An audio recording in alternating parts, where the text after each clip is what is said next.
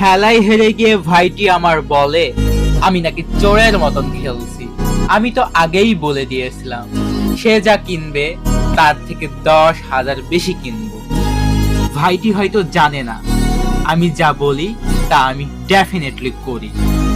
ভাইটি আমাকে হালকা ভাবে নিয়েছিল আর এটাই তার জন্য পরাজয়ের কারণ হয়ে দাঁড়াইল। সে ভেবেছিল জিসান হয়তো কামব্যাক করবে না।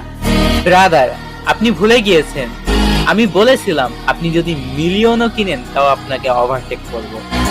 হয়তোবা এখন আপনি আবারও lakh lakh crore crore diamond top up করে আমাকে চ্যালেঞ্জ দিবেন, কিন্তু অলরেডি আমি বলেই দিয়েছি আমাকে চ্যালেঞ্জ দিয়ে যে টপ অন ডান করবে তার সমপরিমাণের টাকার 10 গুণ টাকা আমি দান করে দিব।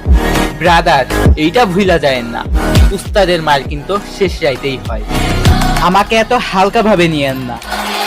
ধন্যবাদ।